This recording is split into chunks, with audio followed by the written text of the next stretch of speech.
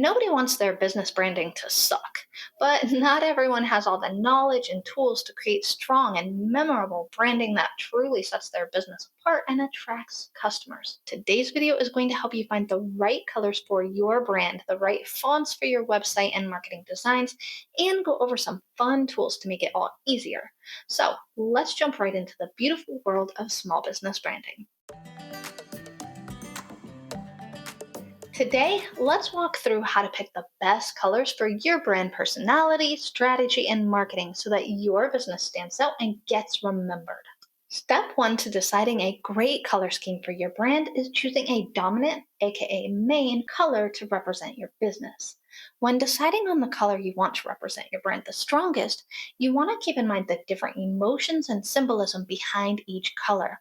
Major corporations pay their marketing teams millions of dollars to choose the right ones to represent their brand and evoke the right emotions.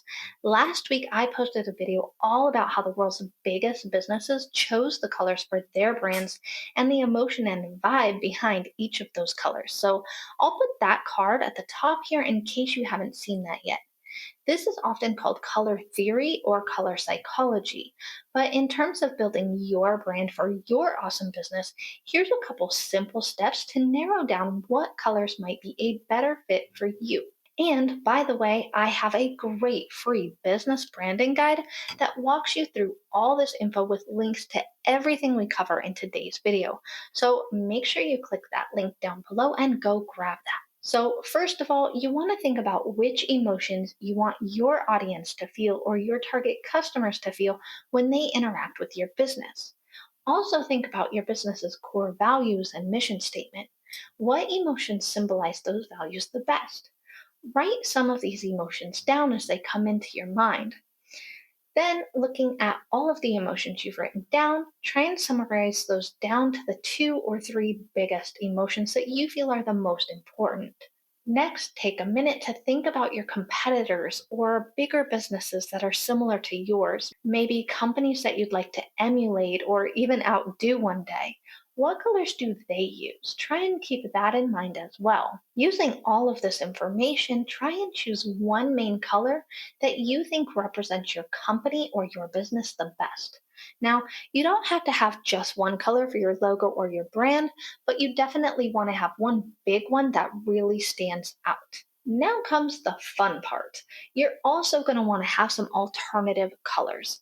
These may or may not be the colors that you use in your logo, but they will probably appear most often on the graphics on your website, your social media pages, and other places like that.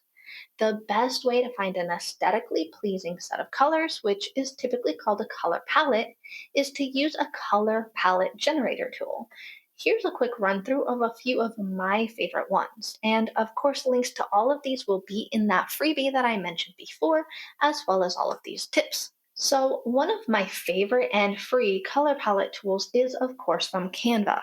I love it because they can actually take any photo that has the vibe or aesthetic or look that you like the best, and then it will generate a color palette for you based on that image.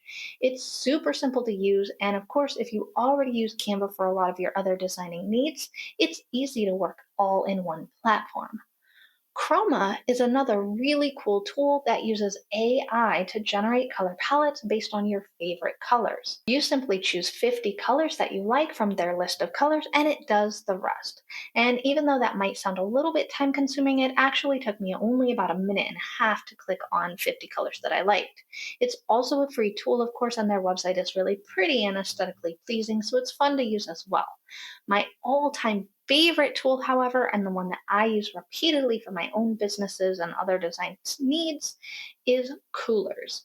This tool is also free, but it is a little bit more time consuming to use.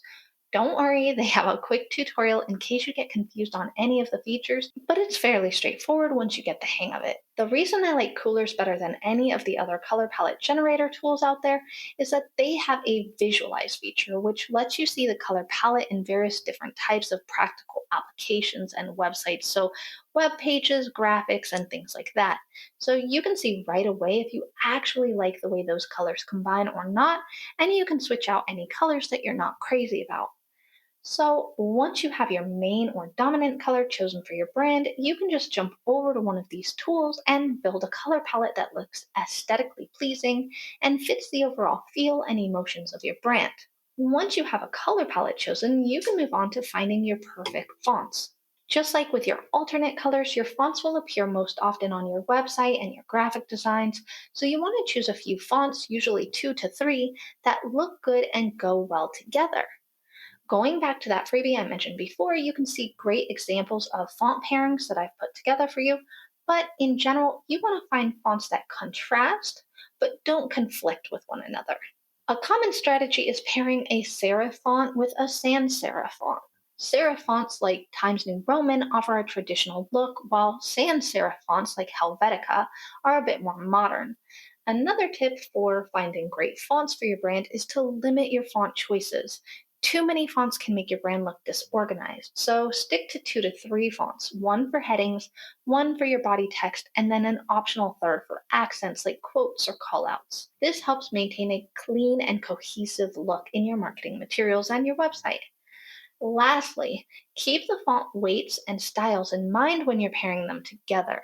You'll often see thicker fonts paired with thin or script style fonts, and even different weights of the same font, like a regular, a light, and a bold, can help provide variety while still looking clean and professional. Once you have your colors and your fonts figured out, your next step is going to be building a brand template so that you can keep all of this information in one handy place to refer back to anytime you need to make a new design or add a page to your website, for example.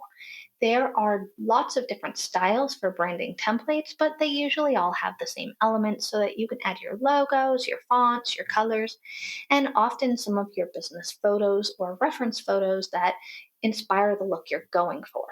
In that freebie that I mentioned before, I do have branding templates that you can edit and add all of your info into in just a few clicks. So make sure you grab that if that sounds like it would be helpful. If you haven't seen the video about the brand colors behind the world's biggest businesses, you can check that out here. And for more small business fun, check out these 25 digital businesses that all make six figures or more.